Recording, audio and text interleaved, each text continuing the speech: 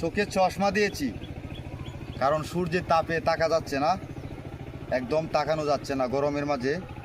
আজকে আমি বাতর ছাড়ছি, আলকো বাইতাছি, কারণ সামনে আমন মৌসুমে আমরা এই যে জ্বালা আছে, এই যে দেখতেছেন জ্বালা, এটি কিন্তু আমরা এভাবে তুলে তারপর কিন্তু আমরা এই মাঠে কিন্তু আমরা এই দান করব আমন ধানের ফসল।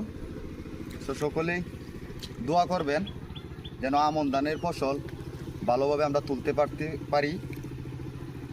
সেজন্যই আমরা কিন্তু মাঠে এখন আপাতত কাজ করছি।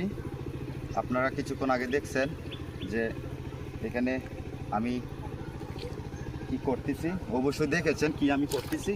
তো দেখেন কীভাবে আল চাপতে হয় সেটা আপনাদেরকে দেখাবো। এই যে পাতাগুলি আছে, ক্যামেরাটার দিকে নাও, এই আলটা, এই যে ধরেন এই গাছগুলা যদি আমরা সব কিছু সুন্দর করে নিই, তাহলে পরে যদি আমরা জমিটা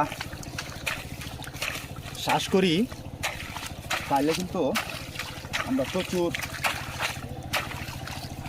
জমিটাতে একটা সার পাবো। কারণ এই যে গাছগুলি আছে, এই গাছটি যখন পচে যাবে তখন কিন্তু একটা সারের পরিণত হবে। সো আমি এটাই বলতে চাচ্ছি, আপনারা সকলে বসে না থেকে আপনারা সকলেই বাতর, জমির গাছ সব কিছু সমাধান করে আপনারা সকলেই মাঠে নেমে যান। আমরা আমন ধানের ফসল করব, যেন আমন ধানের ফসলটা ভালো হয়। সেই জন্যই আপনাদেরকে আজকে এই ভিডিওটা করা। সকলেই আমরা একসাথে করে মাঠে কাজ করে আমন ধানের ফসলকে ভালো উৎপাদন করব। সকলেই ভালো থাকবেন। আসসালামু আলাইকুম।